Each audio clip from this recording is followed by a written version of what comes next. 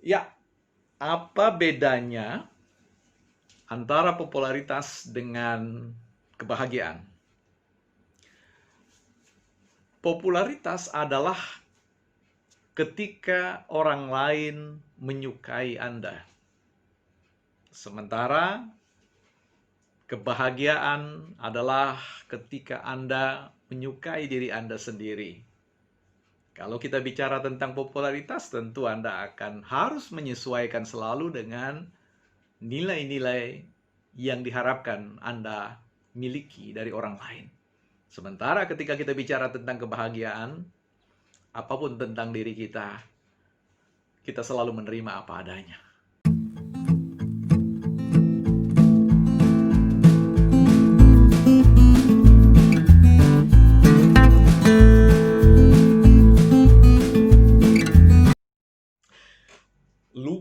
Lupa dan lupa. Ya, ini satu soal yang kalau Anda melupakan sesuatu hal yang tidak penting, yang tidak berkaitan dengan hal-hal yang sangat strategis dalam hidup Anda, tentu persoalan lupa ini hal yang biasa dan tidak perlu diresahkan. Tapi bagaimana kalau lupa ini menyangkut tentang hal-hal yang akan berdampak pada kehidupan Anda, yang paling dikatakan sangat memengaruhi kehidupan Anda, baik pada masa kini maupun yang akan datang. Nah, pada kesempatan ini saya mencoba untuk membagi satu tips atau pendekatan yang coba saya susun, saya ramu, saya formulasi sedemikian rupa agar teman-teman dapat menjadikan akronim ini sebagai sebuah pintu masuk untuk merenungkan kebiasaan-kebiasaan atau situasi yang belakangan ini mungkin Anda idap atau Anda alami, ya, kerepotan dengan hal terkait dengan melupakan hal-hal yang penting dalam hidup ini. Saya kemas dalam formulasi yang namanya lupa, tetapi dalam bahasa Inggris yaitu forget. Ya, yang pertama, kalau kita bicara tentang akronim forget, ya, maka situasi pertama yang harus kita pahami adalah akronim F. Apa yang dimaksud dengan akronim F? Ya, yaitu fail to remember. Ya, jadi lupa atau forget itu dimulai, titik awalnya atau startnya adalah ketika Anda gagal, ya, fail to remember, gagal mengingat sesuatu. Ya, kondisi gagal mengingat sesuatu itu adalah hal yang perlu dipahami sebagai satu kondisi atau situasi, sehingga Anda perlu belajar situasi seperti apa yang kemudian membuat Anda lupa. Mungkin itu terkait dengan adanya satu penyakit tertentu, atau mungkin hanya merupakan sebuah pola kebiasaan yang perlu dipikirkan ulang. Nah, pada kesempatan ini saya lebih berbicara pada konteks kebiasaan, ya. Kebiasaan yang tidak memberikan dukungan terciptanya sebuah ingatan yang baik. Jadi F yang pertama, akronim yang pertama F itu adalah fail to remember. Jadi kondisi belum berhasil atau gagal mengingat sesuatu yang Anda ingin ingat. Setelah kita bicara soal akronim yang pertama F, yaitu fail to remember, yang kedua adalah O, ya, dari kata forget, ya. Dari akronim forget, O itu adalah often time, ya. Often time itu bicara tentang dimensi waktu, dimensi frekuensi, bahwa kondisi gagalnya fail to remember atau gagalnya kita mengingat itu dikarenakan persoalan di mana kita tidak memandang, ya, tidak melakukan apa yang disebut dengan kebiasaan untuk mengingat. Ingatan-ingatan yang kuat seringkali datang dari satu perilaku atau budaya untuk mengingat itu sendiri. Artinya Anda belajar untuk kembali memikirkan apa yang Anda ingin tanam dalam ingatan Anda. Sehingga akronim bicara tentang O atau often time itu membawa Anda untuk selalu mengulang-ulang apa yang Anda pandang baik adanya. Jadi, sekali lagi, O itu adalah often time. sering-seringlah mengingat apa yang Anda ingin khususkan dalam konteks ingatan Anda. Akronim yang berikutnya atau yang ketiga adalah R, atau saya sebut saja redefine. Jadi redefine ini adalah aktivitas untuk mendefinisikan ulang atau mendefinisikan kembali apa yang kita ingat, bisa dengan cara menarasikan hal yang kita ingat itu dengan cara yang berbeda. Artinya Anda dapat mencoba untuk memahami lebih baik lagi, secara lebih detail lagi terkait dengan apa yang Anda ingin masukkan dalam sebuah kotak ingatan Anda atau daftar ingatan Anda, dengan cara masuk memahami esensi dari ingatan itu dengan hal yang Anda ingat itu dengan berbagai macam sudut pandang, sehingga dari sudut pandang manapun Anda membahasakan sesuatu itu, ingatan Anda semakin diperkuat, ingatan Anda semakin dipertebal, sehingga memudahkan untuk memicu ingatan-ingatan ketika ada pembahasan-pembahasan yang mengantar Anda untuk mengingat, ya, membawa Anda pada ingatan tersebut. Jadi kuncinya adalah redefine, mendefinisikan ulang, menarasikan ulang, mengartikan ulang dengan cara yang berbeda dari semua. Sebab sekali lagi bahwa ingatan itu bukanlah sebuah hafalan. Kalau Anda mengingat sesuatu itu dengan pendekatan hafalan yang sifatnya literate, yang sifatnya adalah sangat kaku dengan definisi-definisi atau perkataan-perkataan, konsep-konsep yang sama berulang-ulang, maka itu akan membuat aktivitas mengingat itu sesuatu yang tidak menyenangkan. Nah, tentu secara psikologis atau secara psikis, bahwa hal-hal yang tidak menyenangkan itu tidak banyak membantu untuk mengingat hal-hal yang baik. Akronim yang berikutnya adalah G atau GRAND. Ya, dari yang pertama tadi adalah F, kedua adalah O, yang ketiga adalah R, dan yang keempat adalah G, yaitu GRAND. Apa yang dimaksud dengan GRAND ini adalah the most important, ya, artinya sesuatu yang sangat penting. Ingatlah apa-apa atau sesuatu yang Anda pandang memberikan pengembalian yang tinggi, yang memiliki nilai strategis dalam konteks kehidupan Anda atau dalam pertumbuhan diri Anda.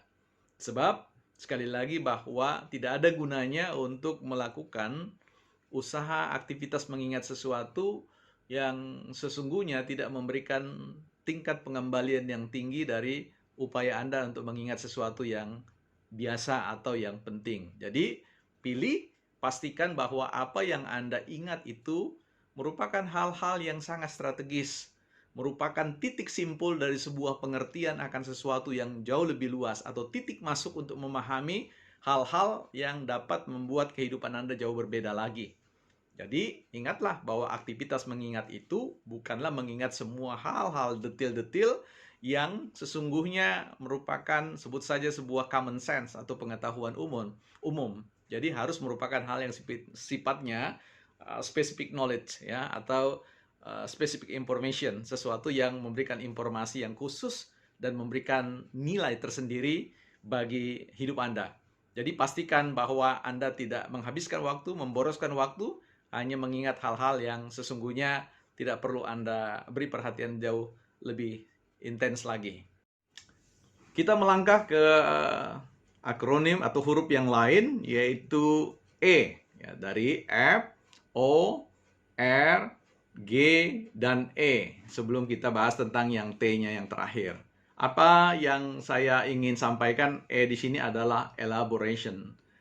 Elaborate atau elaboration. Jadi elaborasi adalah satu tindakan di mana Anda mengupayakan, ya, sebuah proses pendalaman atau perluasan, mencoba untuk memberikan konteks asosiasi atau perhubungan dengan sesuatu yang boleh dikata dapat memberikan trigger atau memicu ingatan Anda dengan lebih baik lagi. Misalkan ketika Anda berada pada satu kondisi lupa, maka yang harus dilakukan sederhana. Anda sebut saja mulai dari satu hal. Kunci misalkan. Ketika Anda mengatakan kunci, tetapi kemudian Anda bukan. sapu atau gelas atau buku pasar atau apa, atau lama-lama ketika Anda melakukan proses elaborasi untuk menyebutkan hal-hal yang mungkin pada awalnya tidak ada kaitannya dengan ingatan itu, tetapi itulah metode atau cara yang mudah untuk membawa Anda sampai pada sebuah dasar dari ingatan yang ingin Anda picu. Ya, jadi sekali lagi ketika Anda atau teman Anda lupa, Anda sebut saja nenek, ya. Apapun Anda mulai dengan kata apapun, maka reaksinya adalah kalau itu bukan sebuah ingatan yang diharapkan muncul, maka dia akan mengatakan bukan itu. Eh, nah ya, jadi itu adalah suatu upaya elaborasi yang sederhana, cara kita mencoba untuk menelusuri jejak-jejak, ya, jejak-jejak ingatan kita. Dengan melakukan itu secara konsisten, yakinlah bahwa Anda akan mudah tiba pada sebuah ingatan yang Anda lacak atau Anda butuhkan. Nah, yang terakhir yaitu T. Ya, T di sini adalah talk. Ya, bicara tentang talk itu adalah bicara tentang, ya, Anda berbicara, Anda mengatakan sesuatu. Ingatan-ingatan yang strategis tadi, ingatan-ingatan yang memberikan pengembalian yang tinggi itu tentu harus Anda gunakan. Ada ungkapan mengatakan use or lose it, ya. Gunakan atau Anda kehilangan. Ketika Anda ingin menjadikan apa yang penting itu tertanam baik dalam ingatan, maka yang harus diperhatikan adalah bagaimana Anda mencoba menggunakan apa yang Anda ingat itu dalam percakapan-percakapan keseharian. Atau paling tidak dalam 1-2 hari Anda perlu mengulang-ulang apa yang Anda ingin ingat. Ya, secara prinsip apa yang Anda tidak gariskan dalam ingatan Anda secara berkali-kali, maka seiring dengan waktu, hal tersebut akan melemah. Sekalipun dia tidak hilang, apa yang Anda tidak gunakan, sekali lagi, sangat berpotensi bahwa itu akan hilang. Itu peristiwa yang dapat kita hubungkan dengan hal-hal misalkan pokok-pokok pikiran. Ya, ada orang yang ketika belajar, ketika masa-masa dia bekerja, dia dapat mengingat banyak hal, tetapi ketika dia sudah tidak menggunakan lagi, tidak belajar lagi, maka boleh dikata dia akan mengalami yang namanya sindrom lupa atau kondisi di mana dia kehilangan ingatan tentang hal itu sehingga dia harus memulai lagi dengan mengingat kembali, mempelajari kembali dan seterusnya. Ya, saya kira itu apa yang dapat saya share buat sahabat saya yang meminta bagaimana tip agar tidak mudah lupa. Jadi saya simpulkan saja, yang pertama adalah bahwa kondisi lupa itu adalah fail to remember. Jadi kondisi gagal untuk mengingat. Untuk mudahnya supaya bisa mengingat, Anda tentu perlu membiasakan diri untuk membudayakan kebiasaan untuk mengingat-ingat, ya. Nah, yang berikutnya adalah often time. Selalu dan selalu Anda memikirkan hal tersebut. Dan kemudian kita bicara tentang R, yang tadi saya sampaikan adalah redefine. Bagaimana Anda mencoba membahasakan segala sesuatu itu dengan cara pandang, cara Anda membahasakan dengan cara yang berbeda pada waktu-waktu yang berbeda-beda. Nah, yang berikutnya adalah yang disebut dengan G atau grand. Pastikan bahwa apa yang Anda ingat itu adalah sesuatu yang baik, sesuatu yang memiliki nilai penting, nilai strategis, nilai pengembalian yang tinggi bagi kehidupan Anda. Dan kemudian kita bicara tentang elaborate. Ketika Anda lupa, maka upayakanlah melakukan penelusuran dengan mulai menghadirkan hal-hal apa saja yang bisa mendekatkan Anda, menyebutkan sesuatu yang bisa mengantar Anda pada apa yang sasaran ingatan Anda. Dan yang terakhir adalah T atau talk. Gunakan, ya, use or lose it. Jadi sekali lagi, lakukan itu, maka problem Anda lupa saya kira sangat bisa kita minimalisir atau kita minimkan, sehingga Anda akan selalu, ya, memiliki ingatan-ingatan yang baik dari sepanjang waktu. Usia tidak menjadi faktor penentu di mana kondisi ingatan, tetapi perilaku, kebiasaan, apa yang kita pandang penting, apa yang kita selalu ingat-ingat, itulah yang akan menjadi sebuah variabel penting atau faktor penting kuat lemahnya ingatan kita. Oke, jangan lupa subscribe, Kalau Anda lupa sakrab ini, ada persoalan dengan daya ingat Anda. Oke, sorry saya bercanda. Sampai jumpa di kesempatan yang lain. Saya Bel Padatu, salam hebat dan salam trio.